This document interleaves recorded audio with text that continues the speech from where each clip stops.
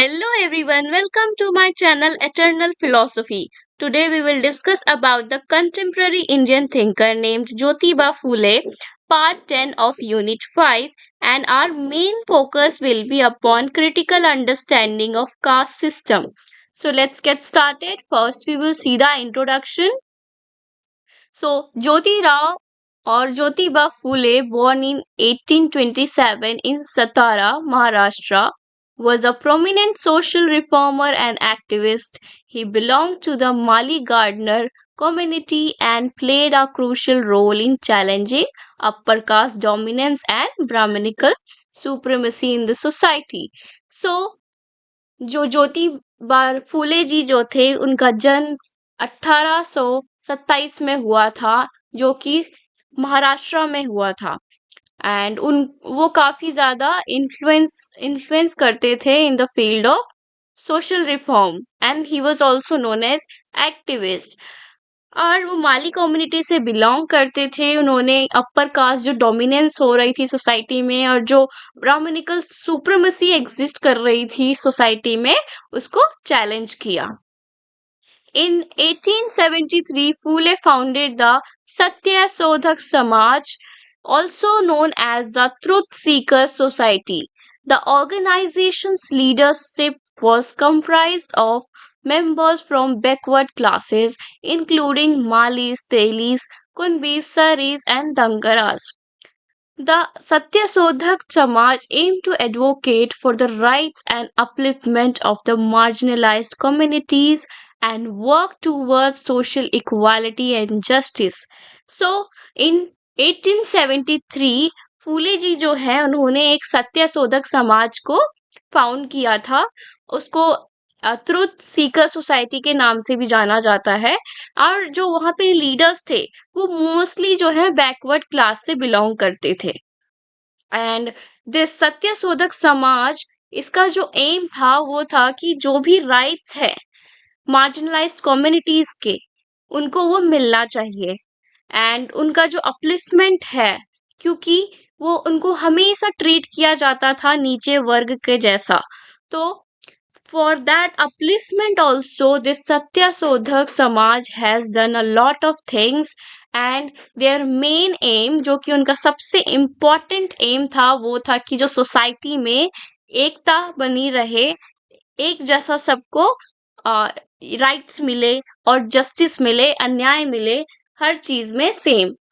जैसे कि अगर फॉर एग्जाम्पल हम देखें, अगर ब्राह्मण ने कोई काम किया, दैट मीन्स अगर हम फॉर एग्जाम्पल मर्डर ले लेते हैं, तो अगर ब्राह्मण ने मर्डर किया और अगर हम देखें तो फ्रॉम मार्जिनलाइज्ड कम्युनिटी कि दलित ने भी मर्डर किया, तो अगर हम जब जाएंगे इसका अन्याय जस्टिस लेने के लिए, तो क्या होगा बेसिकली, अगर हम देखें to this point of view, this brahmanical and dominance in the society, देखेंगे कि ब्राह्मण को जो है बिल्कुल भी सजा नहीं मिलेगी। And on the other hand जो दलित है उसको क्या है, इतनी सजा, बहुत ही कठोर सजा सजा दी जाएगी। सो ये जो डिफरेंसेस एग्जिस्ट कर रही थी ना सोसाइटी में, इसको पूरी तरह से अबॉलिश और डिमिनिश करने के लिए सत्यशोधक समाज जो है वो मतलब इमर्ज हुआ। Now we will see the next point. Phule was visionary thinker and worked tirelessly to challenge the oppressive social norms of his time. He was a strong advocate for women's rights and played a pivotal role in pioneering women's education in India, particularly in Maharashtra. Phule recognized the importance of education in empowering individuals and fought against gender based discrimination in education. जो फूले जी जो है उन्होंने इतना काम किया इस society में equality लाने के लिए और जस्टिस लाने के लिए, वो बिल्कुल भी रुके नहीं। उनको कितनी भी थकान क्यों ना हो, वो अपना काम करते ही जाते थे। And he mostly challenge the oppressive जो सोशल नॉर्म्स थे ना जब उनके टाइम के, उन सबको वो चैलेंज कर रहे थे। क्योंकि उन सोशल नॉर्म्स की वजह से बहुत सारी ऐसी चीजें जो है जो नहीं हो पा रही थी। अगर हम देखें कि एजुकेशन फॉर वुमेन वो तो बिल्कुल नहीं हो पा रही थी उस टाइम के ज़माने में। जो एजुकेशन है only mails can seek for the education, ऐसा कुछ था। So he also worked for women's right and women's education in India और particularly महाराष्ट्र, क्योंकि वो महाराष्ट्र में born हुए थे, ज़्यादातर वहाँ महाराष्ट्र में रहते थे। That is why it was particularly in Maharashtra he advocated for this women's education. And he says कि जो एजुकेशन है वो एम्पावर करता है लोगों को, इट इज वेरी इंपॉर्टेंट।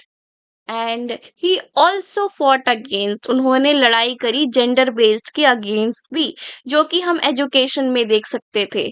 जैसे कि मैंने आपको बताया कि सिर्फ मेल्स को पढ़ने दिया जाता था, फीमेल्स को नहीं दिया जाता था। So in education we can see there is a gender based discrimination was happening at the time.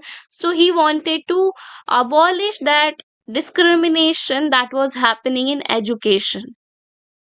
Now we will go on to the next point. His effort to promote education for women and his contribution to social reform left a lasting impact on society.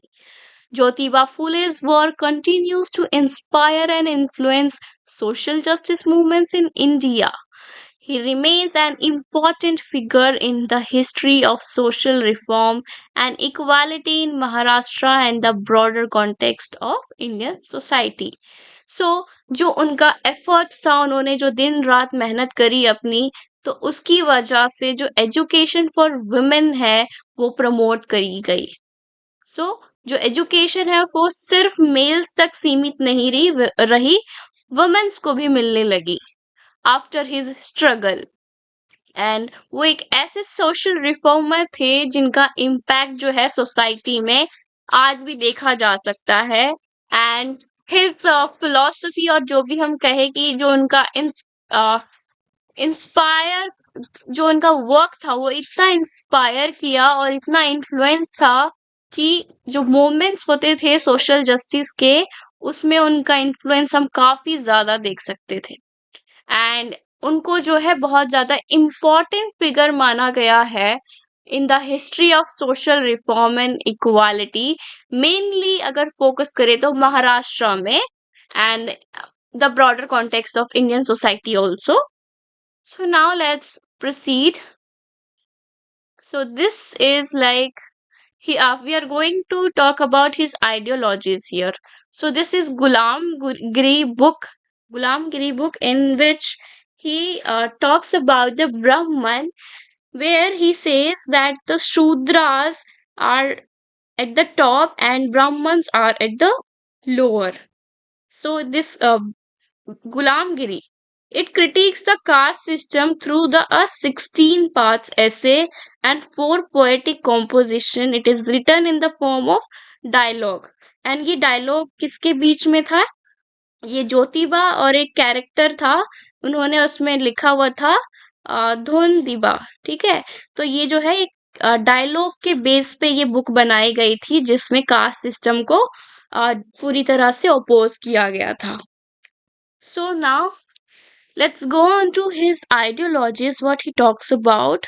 So yeah, Jyotiba Phule's ideology was centered around the goal of social transformation rather than mere social reform. वो सिर्फ और सिर्फ social reform यानी कि changes लाना नहीं चाहते थे सोसाइटी में, वो पूरी तरह से ट्रांसफॉर्म करना चाहते थे, पूरी तरह से बदल देना चाहते थे। He recognized that true change could only occur if the oppressed classes or the masses were educated and empowered. So he says कि जो सच्चाई तरीके से जो बदलाव आएगा सोसाइटी में वो कब होगा? वो जब होगा जब हम ऑप्रेस्ड क्लास पीपल और जो ज्यादा से ज्यादा लोगों को हम एजुकेशन प्रोवाइड करेंगे। अगर एजुकेशन प्रोवाइड करेंगे there will be empower that will develop in the society और within individuals. So he believed that education was the key to mass awakening and social revolution. So इन्होंने education को बहुत ज्यादा महत्व दिया, because from education everything starts. सबकी आंखें खुलती है कि क्या सही है क्या गलत है। सो ही बिलीव्ड, उन्होंने बिलीव किया कि जो एजुकेशन है ये एक ऐसा चाबी है जिसके द्वारा जो बहुत सारे पीपल्स है, मास यानी कि बहुत सारे एक साथ, सो वो लोग क्या है जाग जाएंगे और सोशल रेवोल्यूशन जो होगा वो अपने आप हो जाएगा। और हम कह सकते हैं सोशल रेवोल्यूशन विल स्टार्ट, क्योंकि उन्हें सही गलत का पता चलने लगेगा। Now let's go on to the next point, that is Fule envisioned a society free from exploitation. He advocated for the rights and dignity of those who were marginalized and oppressed.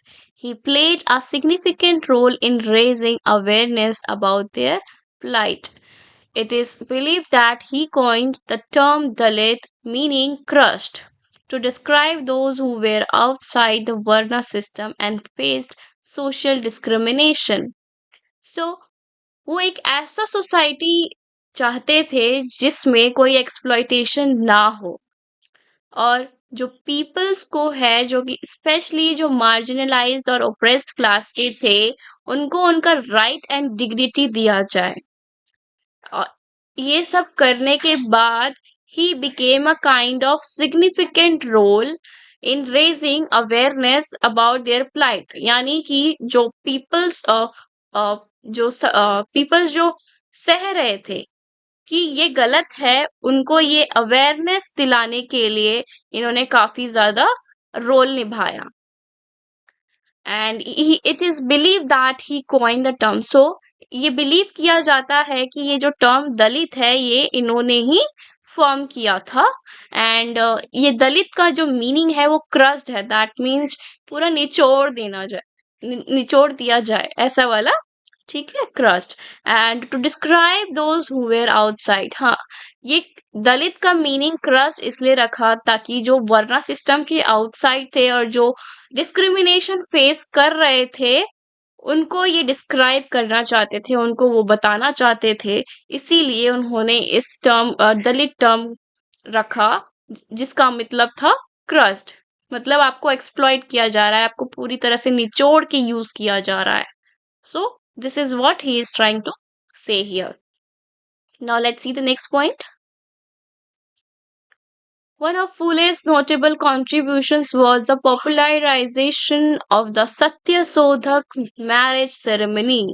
This ceremony was simple, inexpensive, and aimed to eliminate the need for Brahmin priests who held a privileged position in the traditional Hindu weddings. By promoting this alternative ceremony, Phule sought to challenge the dominance and influence of Brahmin caste, making marriage accessible to all and reducing the reliance on Brahminical tradition. So here what he is saying कि जो फूले जी का जो contribution था, और उसने काफी ज्यादा ये सत्याशोधक मैरिज सेरेमनी को पॉपुलराइज कर दिया। So what happens in Satyashodhak marriage ceremony, वो जो मैरिज होता था वो काफी सिंपल होता था, उसमें ज्यादा महंगाई भी नहीं होती थी, ज्यादा सामान नहीं लगता था, कोई डिमांड नहीं रहता था वहां पे। एंड इसका जो एम था वो था कि जो ब्राह्मण प्रीस्ट थे ना, प्रीस्ट यानी कि जो शादी करवाते थे, उनकी जरूरत ना हो। बिकॉज जब वो अपनी मतलब दूसरों की शादी कराते थे तो उनका काफी ज्यादा डिमांड रहता था कि हमें ये चाहिए वो चाहिए, हमको इतना चढ़ावा दो, ये सब क्या है, ये सब नहीं होता था। सो जब ऐसी मैरिजेस होने लगी तो क्या हुआ कि जो ब्राह्मण प्रीस्ट के ऊपर जो हमारी डिपेंडेंसी थी उन लोगों की, वो कम होने लगी। इस एंड दिस जो डोमिनेंस था और काफी ज्यादा ऑपरेशन था अगेंस्ट दिस मार्जिनलाइज्ड पीपल, और जो भी कहे जो ब्राह्मण से नीचे थे ब्राह्मण कास्ट के, वो काफी कम होने लगा था। सो जो डोमिनेंस था ब्राह्मण्स का वो भी काफी कम होने लगा। Now let's see the next point. So overall, Fule's ideology emphasized the importance of education, social equality and the empowerment of marginalized communities. He aimed for a society free from exploitation and justice, where every individual could live with dignity and equality. These are the points just we have discussed. So let's go on to the next topic about his contributions in the society. Jyotiba Phule made significant contributions to various aspects of social reform in India, particularly in Maharashtra. Some of his notable contributions include, so first here we can see is that abolition of untouchability and caste system. So Phule worked towards challenging and eradicating the oppressive caste system and untouchability practices. He advocated for equal rights, dignity for all individuals regardless of their caste and social status. So Phule worked towards मतलब कि इन्होंने ये untouchability जो exist कर रही थी society में और जो ऑपरेशन हो रहा था अगेंस्ट जो लोअर कास्ट के थे उसको चैलेंज किया था इन्होंने और जो अनटचेबिलिटी प्रैक्टिस हो रही थी सोसाइटी में उसको भी चैलेंज किया और he tried to abolish this untouchability and caste system that was existed in the society at that time. And इन्होंने बोला था कि जो इक्वल राइट्स है और डिग्निटी है वो सारे इंडिविजुअल्स को मिलना चाहिए बिना किसी भेदभाव के बिना किसी बेस्ड ऑन अगर हम देखें तो किसी बेस्ड ऑन सोशल स्टेटस और कास्ट के बेस पे नहीं होना चाहिए it should be just seen as an individual अगर हम देखें तो जैसे हम कहते हैं ना कि humanity come first. So, like this, every individual should have that rights and dignity, regardless of their caste and society, social status. So, and the second thing he worked for this education for women and exploited castes. So, Fule recognized the importance of education as a means of empowerment.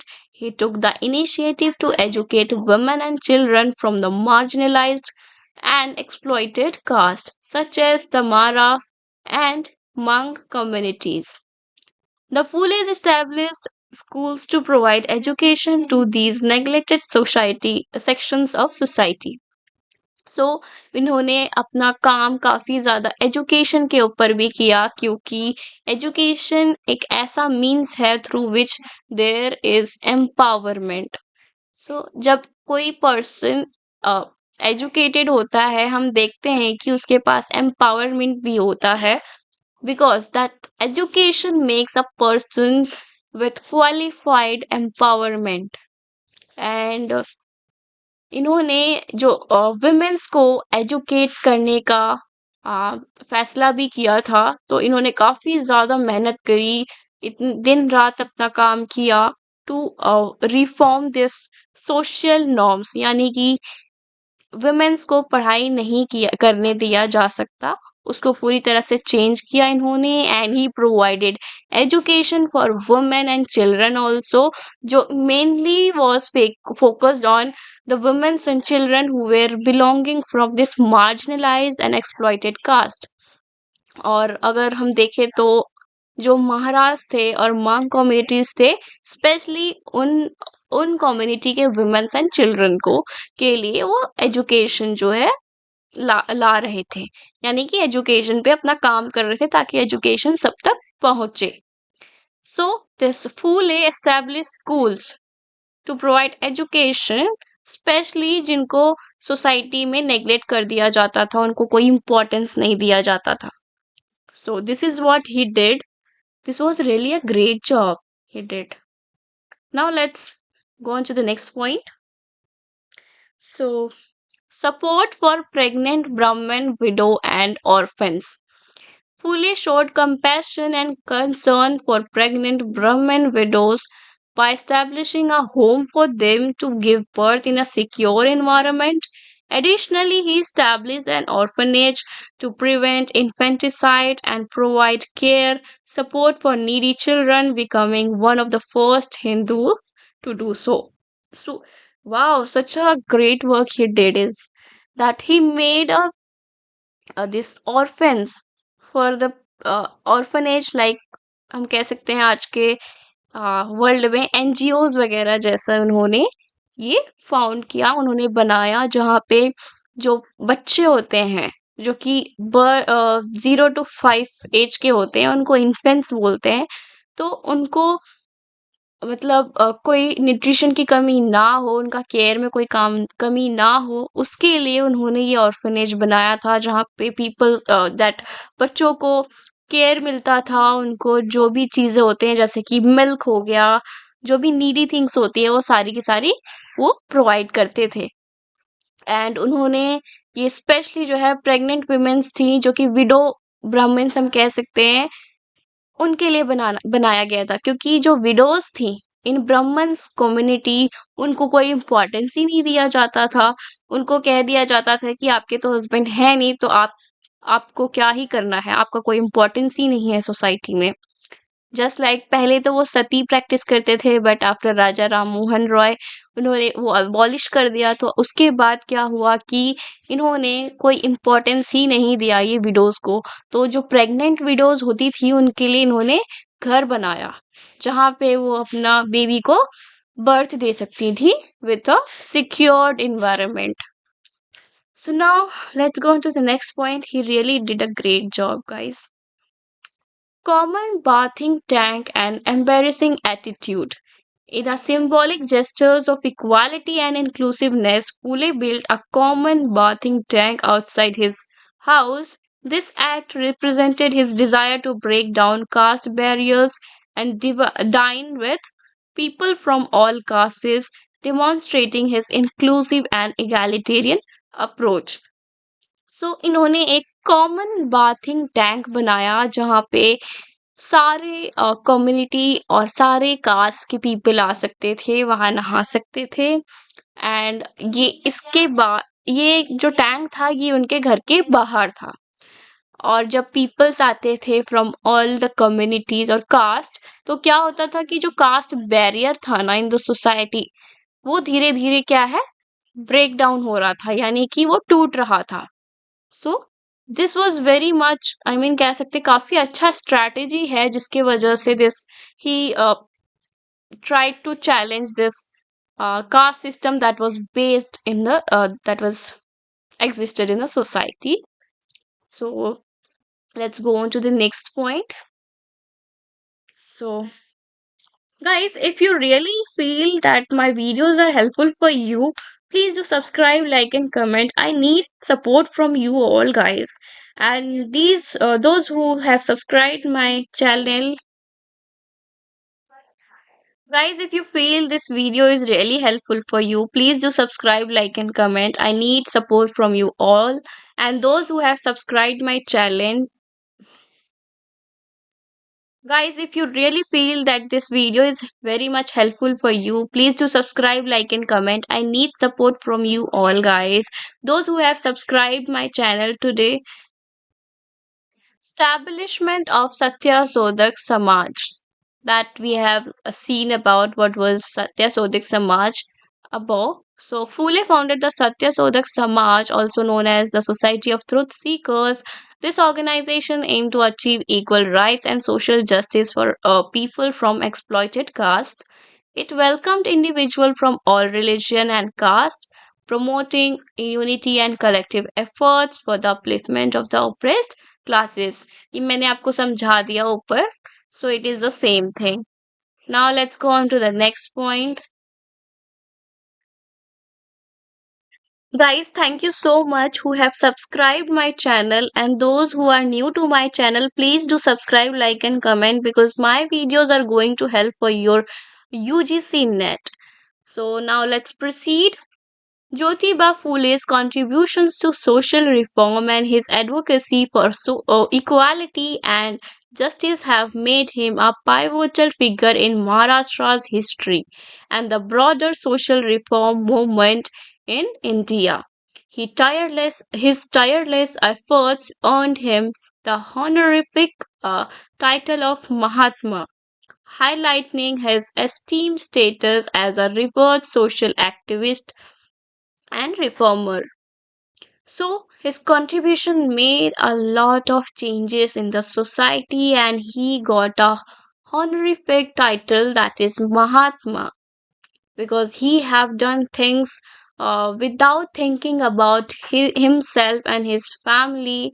He was very much interested in contributing his efforts towards the social reform and working especially for the lower class peoples who were always exploited and oppressed by the upper classes, that is Brahmins.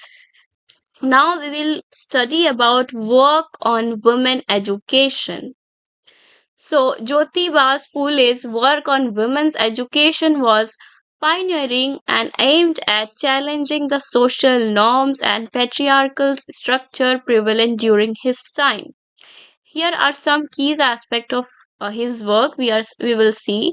And here I want to say कि जो इनकी जो wife थी, इन्होंने खुद पढ़ाई करी, और जो बाकी वुमेन्स थे और चिल्ड्रंस थे बैकवर्ड क्लासेस की, उनको पढ़ाना स्टार्ट किया।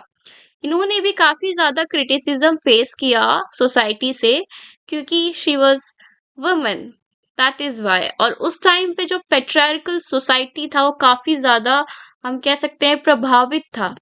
सिर्फ मेल्स का डोमिनेंस चलता था उस टाइम पे। तो उस टाइम पे ऐसा काम करना काफी ज्यादा, ये कह सकते हैं, हिम्मत वाली बात है।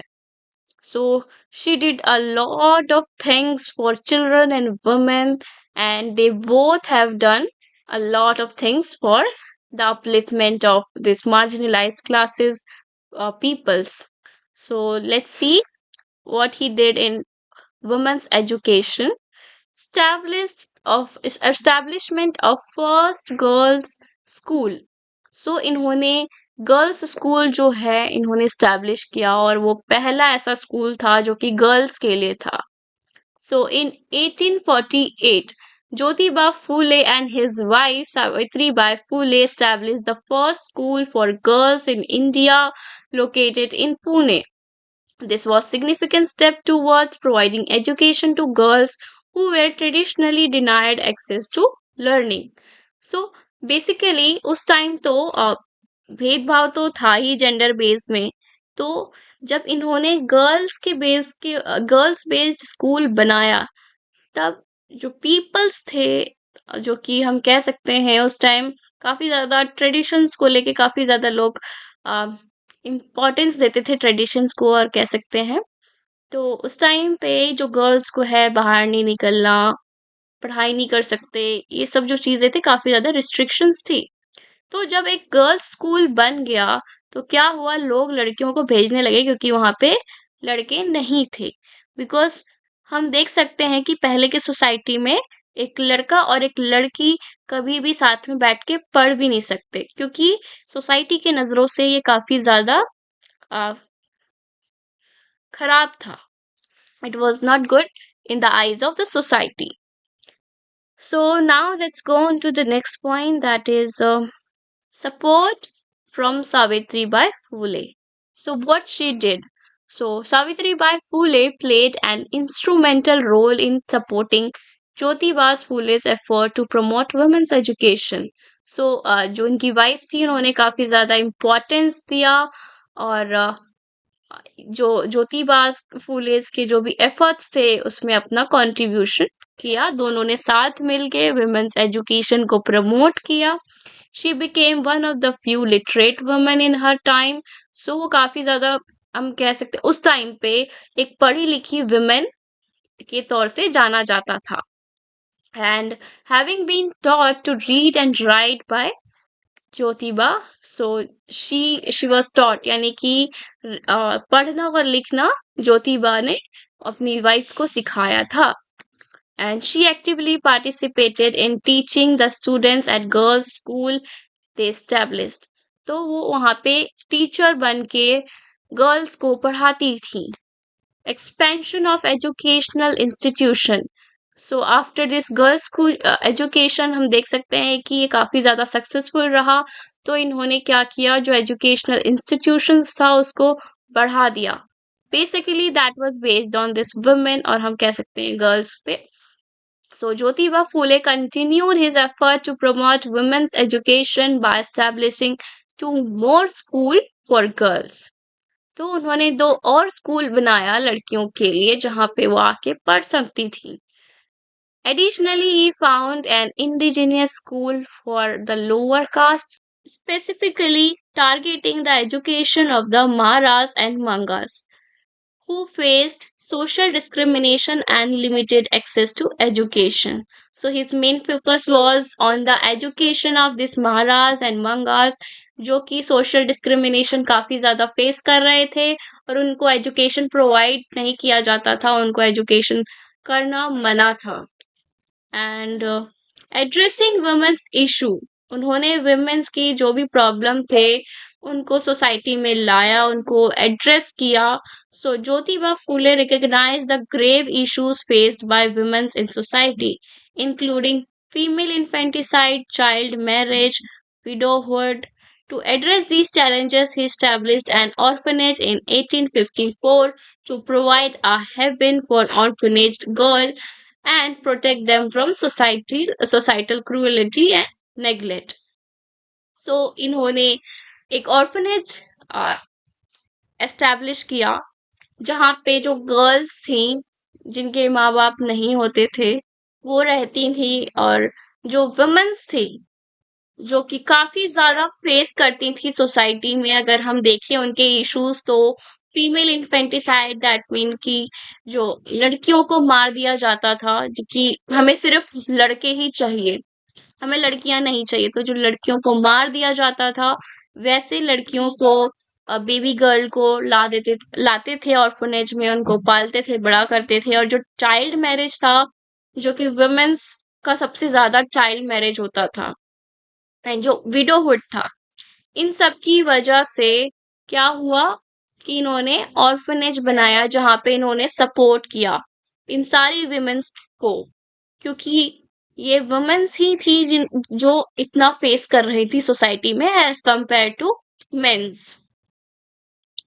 Now let's see the next point, that is through his work on women's education, addressing women's issues, Jyotiba Phule aimed to empower women and challenge the oppressive social norms that denied their rights and opportunities.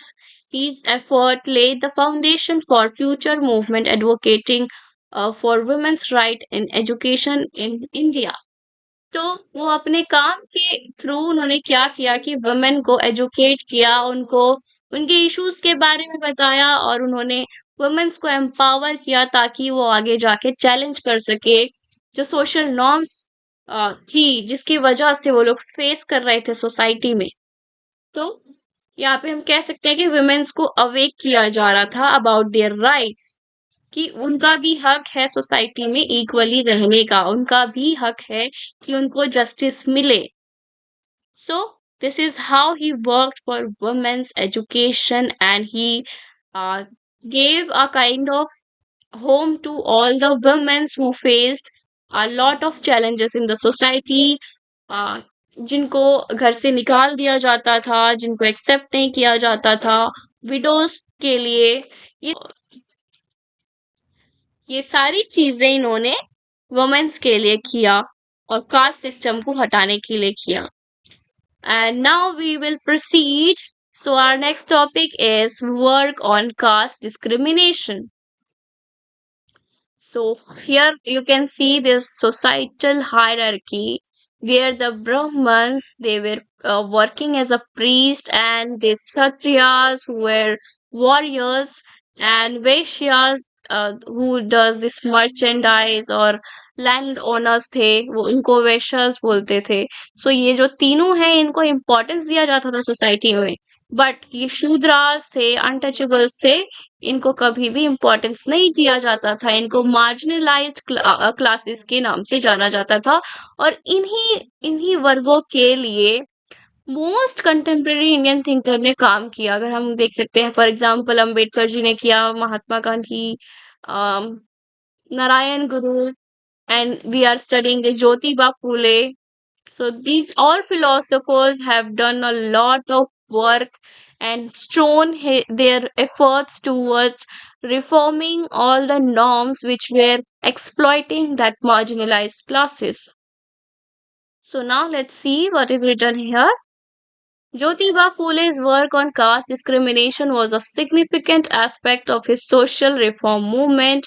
Here are some keys regarding his efforts. So here we will see what his efforts that has been talked in ancient time. So his first criticism of upper caste. So he criticized upper caste people. So Jyotiba Phule openly criticized orthodox Brahmins and other upper castes, whom he referred to as hypocrites. He exposed their authoritarianism and challenged their oppressive practices and beliefs. So Jyotiba Phule थे वो काफी ज्यादा कह सकते हैं हिम्मत वाले थे। उन्होंने ब्राह्मण्स को क्रिटिसाइज किया, जो कि ऑर्थोडॉक्स अगर हम कहें तो उनके स्क्रिप्चर्स और उनका जो भी पढ़ाई लिखाई था उनको पूरी तरह से क्रिटिसाइज किया, और जो भी अपर कास्ट के थे सबको क्रिटिसाइज किया, और उनको उन्होंने हिपोक्रेट्स बोला, क्योंकि दे वेर लाइक कहते थे कि हम आपके लिए ये करेंगे वो करेंगे, बट वो एक्चुअल में ऐसा कुछ नहीं करते थे। वो सारी बेनिफिट्स ही लेते थे वापस में, और दूसरों के लिए कुछ नहीं करते थे, अगर हम कह सकते हैं लो क्लास पीपल्स के लिए। And he exposed their authoritarianisms. उन्होंने चैलेंज भी किया जो उनके प्रैक्टिसेस वो कर रहे थे ना, और बिलीव जो मानते थे, उन सब चीजों को इन्होंने चैलेंज किया, क्योंकि वो देख रहे थे कि ये सब जो है सब गलत है, ये सब जो हो रहा है सोसाइटी में वो गलत है, और ये चीजें लोगों तक पहुंचाने के लिए इन्होंने एजुकेशन का माध्यम लिया। सो एजुकेशन को एक माध्यम बनाया जिसके थ्रू ये सारी चीजें पहुंचाई गई मार्जिनलाइज क्लासेस तक, स्पेशली अगर हम बात करें तो। Now, the second point is defying caste restrictions. Jyotiba Phule encouraged the peasants and proletariat who were often subjected to caste based restrictions and discrimination to defy these societal norms. He advocated for the rights and dignity of the lower caste and urged them to resist the oppressive hierarchy imposed on them. सो इन्होंने जो cast restriction जो people पे impose किया जा रहा था ना, उसको हटाने की कोशिश करा इन्होंने। जो पेशेंट्स थे, दैट मीन कि जो फार्मर्स थे उनको पेशेंट बोला जाता था, एंड जो प्रोलेटेरिएट थे जो कि लेबरर्स थे जिनसे काम कराया जाता था। सो ये जो सारी चीजें हो रही थी ये कास्ट रिस्ट्रिक्शन के बेस पे हो रही थी, क्योंकि वो अगर हम कहें तो ये जो फार्मर्स हैं और जो लेबरर्स है, ये क्षत्रिय के कास्ट के नहीं बिलोंग करते, वैश्यस के नहीं करते। तो यहाँ पे कास्ट रिस्ट्रिक्शन आ रहा है, उसकी वजह से उनको उनके राइट्स नहीं मिल रहा, उनको डिग्निटी नहीं मिल रही। सो अगर ये कास्ट रिस्ट्रिक्शन हट जाएगा तो सबको क्या है, equality, there will be equality in the society, और सबको जस्टिस मिलेगा इक्वली हम कहें तो। That is why he wanted to resist this caste restriction. And he also tried to resist the oppressive hierarchy that was imposed on them. That was like कि उनको temples में नहीं जाने दिया जाता था। ये सब जो रिस्ट्रिक्शंस हैं जो कि ब्राह्मण्स या क्षत्रियास या वैश्यास के द्वारा किया जा रहा था, वो उसको रिस्ट्रिक्ट करना चाहते थे, उसको पूरी तरह से खत्म करना चाहते थे। And now we will go on to the next point. Inclusivity. So, Jyotiba Phule welcomed people from all castes and backgrounds into his home, demonstrating his beliefs in social equality and the rejection of caste based discrimination. He emphasized the unity and solidarity of all individuals regardless of their caste. So, वो अपने घर में जो लोग होते थे, regardless of their caste, सबको बुलाते थे, उनको जमा करते थे, और बातें करते थे सोशल इक्वालिटी के बारे में, और जो कास्ट सिस्टम एग्जिस्ट कर रही थी उसको रिजेक्ट करने के लिए, क्योंकि ये कास्ट बेस्ड सिस्टम की वजह से डिस्क्रिमिनेशन हो रहा था। And he focused more on unity and solidarity of all individuals, जो कि ये कास्ट पे बेस्ड नहीं था। सो इन्होंने सारे जो कास्ट के पीपल हैं उनको अपने घर में बुलाया, अक्यूमुलेट किया, गैदर किया, सोशल इक्वालिटी की बातें करी उन्होंने, और rejection of caste based discrimination जो हो रहा था उसकी बातें करी, और कहा कि we should form a society where a unity should be there and solidarity, सब एक साथ होने चाहिए। So this is how he tried to convince people from all aspect of caste. So now he also did work for gender equality that we have seen. So Jyotiba Phule believed in gender equality and actively involved his wife Savitri Bai Phule in his social reform activities. This was significant during the time when women's participation in public life was highly restricted. He challenged the traditional roles and assigned to women and recognized their potential as agents of social change. So here, this Jyotiba Phule and his wife, both of them worked for women's education, and here we can see that they both have worked for gender equality. जहाँ जब ये जब की बात है जब women's को public figure अगर हम कहें या फिर पब्लिक लाइफ में कंट्रीब्यूट करने नहीं दिया जाता था, उनको का पूरी तरह से मना था। Now we will go on to the next point, that is opposition and support. Opposition and support. So Jyotiba Phule faced strong opposition from orthodox Brahmins and other conservative elements of society. They criticized and blamed him for challenging established norms and regulations. However, he also received support from some Brahmin friends who believed in his cause and extended their help to ensure the success of the movement. सो इन्होंने काफी ज्यादा opposition भी face किया अपने life में while he was creating a society where everyone should be treated equally and they should get justice. इन्होंने ये जो ऑर्थोडॉक्स ब्राह्मण्स थे और जो कंजर्वेटिव सोसाइटी के पीपल्स थे, जो कि अपने ट्रेडिशंस को काफी ज्यादा महत्व देते थे, जो कि फॉलो होते हुआ आ रहा है, जो चाहे वो सही हो या गलत, दे फॉलो इट। सो जब ये फॉलो करते हुए आ रहे थे, तो जब वहां पे चेंजेस होगी तो automatically people will raise their questions ना। तो that is why he Jyotiba Phule he he was criticized by this orthodox Brahmins and conservative elements of society. और ऑन द अदर हैंड अगर हम देखें तो कुछ ब्राह्मण फ्रेंड्स ऐसे थे उनके जिन्होंने सपोर्ट भी किया था, जिसकी वजह से जो मूवमेंट है वो सक्सेसफुल रहा था। Now, Jyotiba Phule's work on caste discrimination aimed to dismantle the oppressive caste system and establish a society based on equality and justice. His effort to empower the marginalized and challenge the dominance of the upper caste had a lasting impact on social reform movements in India. So, जो उनका काम था, जो कि caste discrimination को हटाना था, और जो कास्ट सिस्टम वहां पे था उसको भी हटाना था, और एक सोसाइटी बनाना था जहाँ पे सबको इक्वली ट्रीट किया जाए, एंड जब जस्टिस की बात आए तो वो भी इक्वली दिया जाए।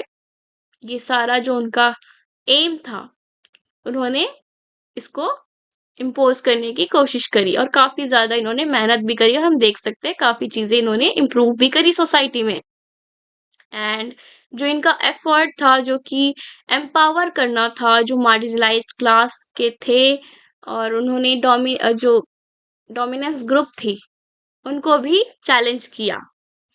ये सब करने के बाद हम देख सकते हैं कि इन्होंने काफी ज्यादा वर्क किया फॉर सोसाइटी, एंड इनकी वाइफ ने भी इतना कंट्रीब्यूट किया, इतना help किया for upliftment of the women in the society by educating them.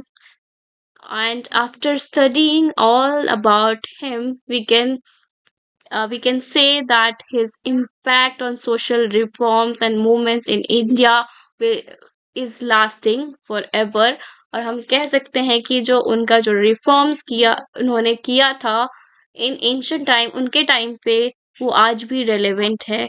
उनकी वजह से हम देखें तो आज वुमेन्स में इक्वालिटी काफी ज्यादा है, and women's do a lot of things in today's world. So here we are ending this session. Thank you everyone for watching my channel. If you feel that this video is helpful for you, please do subscribe, like and comment. And one more thing guys, if you want to cover unit 5, you can go to my page. There you will find playlist name content contemporary Indian thinker. So thank you everyone. Bye bye.